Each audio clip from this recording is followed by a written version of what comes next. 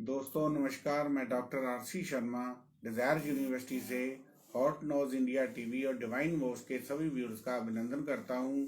मैं नए नए टॉपिक लेके आता हूं। जो हमारा प्रोग्राम आओ ज्योतिष सीखे के अंतर्गत डेली 3 बजे हम लाइव शो दे रहे हैं, उसके अंतर्गत हमारे एडवांस एस्ट्रोलॉजी के सेगमेंट जो है वो चल रहे हैं। आज का मेरा टॉपिक है किन जातकों को जेल की सजा होती है। एस्ट्रोलॉजी में क्या कॉम्बिनेशन होते हैं, किस जातक को छोटी मोटी चोरी करके खंबे के साथ बांधा जाता है या हथकड़ी लगती है या क्या सिस्टम है, किडनैपिंग होती है, ये सभी जोग हमारे एस्ट्रोलॉजी से कन्फर्म हो जाते हैं कि किस जातक को क्या चीज होने वाली है, कब होगी और क्या इसका बचाव किया जा सकता है। दूसरा टॉपिक है मेरा आज का, हमारी यही जन्म कुंडली से सभी एस्ट्रोलॉजर बताते हैं कि ये जन्म आपका कैसा चल रहा है, लेकिन यही जन्म कुंडली हमारी पिछले जन्म का रूट भी बताती है कि जातक जो है किस जूनी से आया है। ये जन्म तो सभी एस्ट्रोलॉजर बताते ही हैं, और आगे जाकर हम किस जूनी में जाना है, हमारा जन्म होना है, कीड़े मकोड़े बनना है या किस टाइप की जूनी हमें मिलेगी, यही हमारी जन्म कुंडली है जो हमें बताती है। पहला टॉपिक है हमारा जेल का। ज्योतिष शास्त्र में ऐसा माना जाता है कि जीवन में जब भी कभी 6वें, 8वें, 12वें घर की दशा, तब तक जातक को परेशानियों का सामना करना पड़ता है। छठे भाव की दिशा में ऋण, कोर्ट केस, बीमारियों का सामना करना पड़ता है। इसी प्रकार 8वें भाव की दिशा में जीवन में परिवर्तन, 12वें भाव की दिशा में जेल, हॉस्पिटल, स्थान परिवर्तन या बंधन जैसी स्थिति भी आती है। कई बार इन भावों की दशा ना भी हो तो ऐसी स्थितियों में ग्रहों के दुष्परिणाम के कारण बंधन योग बनते हैं। इसमें कौन कौन से कुंडली के जो भाव हैं वो इन्वॉल्व होते हैं। प्रथम भाव है जातक स्वयं, उसकी सोच पर निर्धारित कर्म या उसके शरीर पर उन कर्मों का प्रभाव होता है। चौथा घर हमारा सुख समृद्धि का योग होता है, सुखी जीवन होने का साधन होता है। छठा घर हमारा शत्रु, बीमारी, झगड़ा, मुकदमा, चोरी का प्रभाव जीवन बताता है। सातवां घर चोर, सामाजिक संबंध, सामाजिक पहचान, साझेदारी या व्यापार के कारण जीवन में परिवर्तन से लिंक है। आठवां घर बाधाएं, परेशानी, आयु, गुप्त शत्रु आदि के अशुभ प्रभाव देते हैं। 12वां भाव हमारा हानि, चोरी, जेल, बंधन, अस्पताल का कष्ट का योग होता है। जब हमारी कुंडली को हम 2 भागों में राइट और लेफ्ट में कर लें, जब भी कोई मल्फिक प्लैनेट आमने सामने कुंडली में बैठते हैं तो वो हमें जेल का कॉम्बिनेशन के बारे में बताती हैं। जैसे दूसरे और 12वें भाव में, तीसरे और 11वें भाव में, चौथे और 10वें भाव में, 5वें और 9वें भाव में, 6वें और 8वें भाव में यदि कोई ग्रह मेल्फिक प्लैनेट आमने सामने बैठे हों तो ये हमें इंडिकेट करते हैं कि इस जातक को ऐसा कोई योग बन रहा है। जब भी इन ग्रहों की दिशा एक्टिवेशन में होती है तब ये हम प्रॉब्लम हमें होती है। अब बंधन योग के भी कई प्रकार हैं। लग्नेश और सृष्टेश का त्रिकोण में राहु शनि के साथ स्थित होना, लगन, मीन, राहु केतु में ये जो रिलेशन मैंने बताए हैं, यदि ये राशियां 1, 2, 9 में आए, ये जो मैंने मेल्फिक प्लैनेट बिठाए हैं आमने सामने हमारी कुंडली में 1, 2, 9 में आए तो रस्सी से बांधने का योग होता है। यदि ये पाप ग्रह 3, 6, 7, 11 राशियों में आए तो जातक को जंजीर या हथकड़ी से बांधने का योग होता है। यदि ये पापी ग्रह 4, 10, 12 में आए तो बंदी बनाने का योग होता है। यदि ये पापी ग्रह 5, 8 में स्थित हो तो जातक किसी जेल, बंदी या तय खाने में बंदी होने का योग होता है।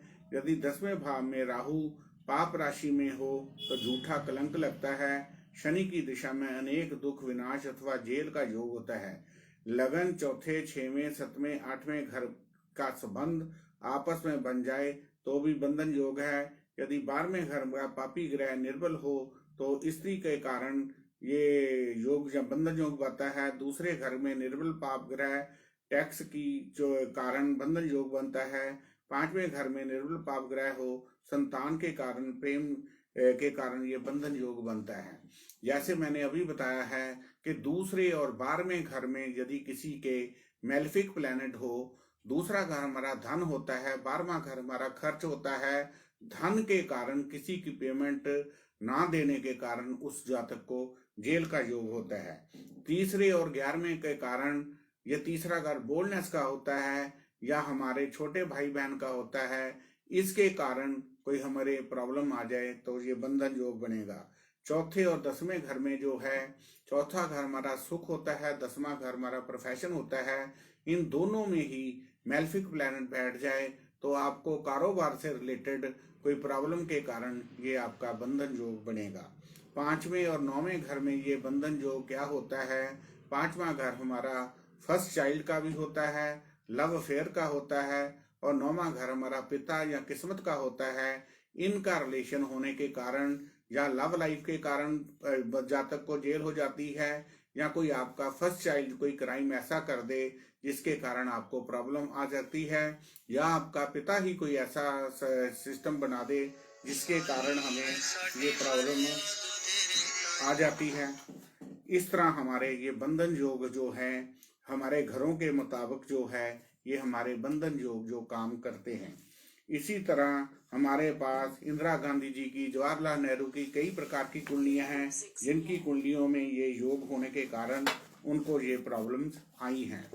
ये हमारा छोटा सा चैप्टर था जिसके कारण हमें कुंडली से पता चल जाता है कि हमें किस कारण जेल होगी, किस तरह की प्रॉब्लम होगी। ये सभी जो कुंडली से हमें देखकर प्रेडिक्ट हो सकते हैं। जब भी उन ग्रहों की दिशा लगती है, जब उस ग्रह की महादिशा अंतर्दिशा एक्टिवेट हो जाए, 6, 8, 12 घरों की दिशा लग जाए, जब भी गोचर में जो ग्रह है आमने सामने मेलेफिक प्लैनेट आ जाते हैं, तो उस समय वो हमारी चीजें जो हमारे पास हो जाती हैं।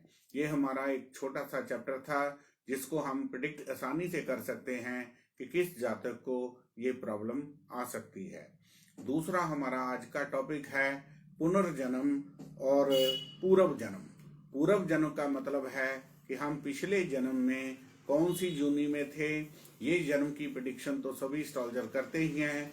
इस जीवन को भोगने के बाद आपको आगे का जन्म कैसा होगा, इसकी भी प्रेडिक्शन आपकी यही जन्म कुंडली से हमें पता चलता है।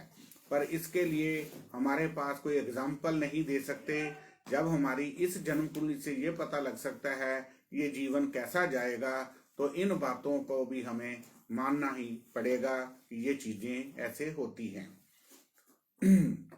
भारत ज्योतिष में भूत, भविष्य, वर्तमान के साथ साथ पूर्व जन्म या आगामी जन्मों का जानकारी भी संभव है। सभी ग्रंथों में इसका वर्णन आता है। ज्योतिष में सूरज और चंद्रमा से जो अधिक बलवान हो उसके 12वें देशकांड में यदि गुरु हो जाए तो ऐसे पूर्व जातक जो है स्वर्गलोक में रहता है। यदि चंद्रमा या शुक्र हो तो जातक जन्म से पहले पितरलोक में रहता है। यदि सूरज या मंगल हो तो ऐसा जातक पूर्व जन्म में मृत्यु लोक में रहता है, पशु पक्षी लोक में रहता है। यदि शनि या बुध हो तो ऐसा जातक पूर्व जन्म में नरक में रहता है। ये क्या है देखना, आपने जस्ट देखना है कि आपकी कुंडली में सूरज या चंद्र में से कौन सा ग्रह पावरफुल है। पावरफुल देखने के लिए उसकी डिग्री को देख सकते हैं, उच्चका देख सकते हैं, मूल त्रिकोण देख सकते हैं, स्वर देख सकते हैं। हमारे पास शटबल में भी ये ग्रहों की पावर लिखी होती है, एक फर्स्ट सेकंड पोजीशन में चार्ट में लिखा होता है। आपने सिर्फ इतना ही देखना है कि आपकी कुंडली में सूरज या चंद्रमा से कौन सा ग्रह बलवान है। और उसका 12वां देशकांड का मतलब है कि हमारी जो राशि है 30 डिग्री की होती है, उसको 3 देशकांड में 0 से 10 डिग्री पहला देशकांड, 11 से 20 दूसरा देशकांड, 21 से 30 तीसरा देशकांड, इस तरह इनको देखेंगे तो जो ग्रह उसमें पड़ा होगा वो आपके पूर्व जन्म के बारे में बताया है। जैसे मैंने बताया कि गुरु होगा तो वो जातक पिछले जन्म में स्वर्गलोक से होता है, शुक्र हो तो पितरलोक से होता है, सूरज या मंगल हो तो मृत्यु लोक से होता है, शनि या बुध हो तो नरक लोक में होता है। ये भविष्यवाणी हम सूरज या चंद्रमा के 12वें देशकांड में जौन सा प्लैनेट आएगा उसके हिसाब से हम पिछले जन्म के बारे में प्रेडिक्ट करते हैं।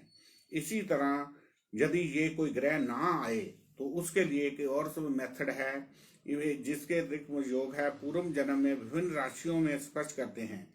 जन्म कुंडली में लगन में गुरु हो तो पूर्व जन्म में जातक ब्राह्मण के घर होता है। यदि किसी लगन में उच्च स्वराशि का बुध या चंद्रमा स्थित हो तो जातक एक अच्छा व्यापारी होता है। यदि जन्म लगन में मंगल उच्च स्वराशि में आ जाए तो पिछले जन्म में जातक जो है क्षत्रिय होता है। केंद्र में बलि शनि हो तो जातक पूर्व जन्म में शूद्र होता है। सूर्य नीच का आ जाए तो भी शूद्र होता है। 6, 8, 12 भावों में सूर्य आ जाए तो भी शूद्र होता है। ये ऐसे कई बार जब कोई ग्रह ना भी आए तो उसके अनुसार हम इसकी प्रेडिक्ट कर सकते हैं। अब इसके बाद मेरा नेक्स्ट जो है कि हम ये जन्म भोगने के बाद आगे हम जातक किस जूनी में जाएगा, इसको भी हम इसी कुंडली से प्रेडिक्ट कर सकते हैं। इस जन्म के बाद में मृत्यु के बाद कैसा देखना है, कुंडली के 6वें, 7वें, 8वें भाव में जो ग्रह बली हो उसके अनुसार मृत्यु के बाद लोक यानी यूनि प्राप्त करता है। सिस्टम वही है। उसमें पिछले जन्म के लिए हमने सूरज और चंद्र को बलवान में से देखा था 12वां देशकांड, और इसी तरह हमारे 6वें, 7वें, 8वें घर में जो भी कुंडली में हमारे ग्रह पावरफुल होगा, उच्च का होगा, उसके 12वें देशकांड में जौन सा प्लेनेट आएगा, इस जन्म के बाद की जो यूनि है वो हमारा प्लेनेट निर्धारित करता है। यदि 7वें, 8वें, 12वें भाव में बली गुरु हो तो जातक इस जन्म को भोगने के बाद देवलोक यानी स्वर्ग लोक में जाता है, उसका यानी रीबर्थ नहीं होता है। यदि चंद्र या शुक्र हो तो पितरलोक में होता है। सूरज या मंगल शुभ हो तो मृत्यु लोक में होता है। शनि या बुध हो तो नरक लोक प्राप्त करता है। यदि 6वें, 7वें, 8वें, 12वें घर में कोई ग्रह ना हो तो इन भावों के देशकांड में जो भी ग्रह बलवान है तो मनुष्य लोक में जाता है। यदि देशकांड में उच्च का गुरु आ जाए या कर्क राशि का गुरु हो या 1, 4, 7, 10, 6, 8 भावों में ही गुरु हो तो जातक जो है मोक्ष प्राप्त कर लेता है। यदि 12वें भाव में उच्च या स्वर राशि का बलि गुरु प्रभाव से मुक्त हो तो ऐसा जातक भी मोक्ष प्राप्त कर लेता है। लगन में उच्च या स्वर राशि का चंद्रमा पाप प्रभाव से मुक्त होकर स्थित हो तो जातक अगले जन्म में कुल में जन्म अपने कुल में ही अच्छे कुल में जन्म लेता है। 12वें भाव में यदि शनि या राहु 6, 8, 12 घर में स्वामी स्थित हो तो मृत्यु लोक में जन्म होता है। जन्म नक्षत्र के पर उनके पूर्व जन्म के पाप पुण्य का ब्यौरा तो मिलता है, परंतु शास्त्रीय दृष्टि से ये बात ठीक है, परंतु व्यवहारिक दृष्टि से इसे मानने का कोई हमारे पास उचित प्रमाण नहीं है कि जिसको हम कोई इसकी एग्जाम्पल दे सके। इस तरह हमारे कुंडली में हम यदि ये जन्म की जो भविष्यवाणियां ठीक होती हैं तो फिर इसके लिए भी हमें ग्रहों के अनुसार जो मैंने भविष्यवाणियां की हैं उसके अनुसार ही जातक पिछले जन्म और अगले जन्म के बारे में इसके बारे में पता लग सकता है। इस तरह ये आपको 2 चैप्टर आज जो हमारे एडवांस एस्ट्रोलॉजी के मैंने बताए हैं, जेल की यात्रा और अगले जन्म या पिछले जन्म के बारे में जो मैंने बताया है, ये स्टीक प्रेडिक्शन जो हैं वो ठीक आती हैं, लेकिन इसका कोई हमें एग्जाम्पल कर देने को कहें तो ये तो मर के ही पता चलेगा कि जातक किस जूनी में जाएगा। कई बार आप देखते हो कि पिछले भी पेपरों में कई बार आया है कि एक जातक की मृत्यु हो जाती है, लेकिन 2-4 घंटे के बाद वो 15 मिनट के बाद वो दोबारा जीवित हो जाता है। तो वो जो चीजें देख के आता है उससे जिन चीजों का प्रमाण मिलता है कि जो जो चीजें वो देखी या बताता है उसके मुताबिक ये सभी योनियां होती हैं। स्वर्ग लोक, नरक लोक, ये सभी चीजें जो है हमारे शास्त्रों में इसका वर्णन है, जिसे हम गलत नहीं कह सकते। इसलिए ये शास्त्र जो है हमारा एस्ट्रोलॉजी का बहुत बड़ा विज्ञान है, जिसके अनुसार हम हर चीज को इजीली ही प्रिडिक्ट कर सकते हैं। आज का टॉपिक मेरा ये अच्छा लगा हो तो हमारे channel hot news India TV और दीवान मोश को कांटेक्ट कर सकते हैं। इसके बारे में कोई इंक्वायरी हो तो मेरे से कांटेक्ट कर सकते हो। डेली मैं अपना मोबाइल नंबर आपको देता आ रहा हूँ 9780050013 9888222326। धन्यवाद। Doctor R C Sharma, Desire University Jalandhar.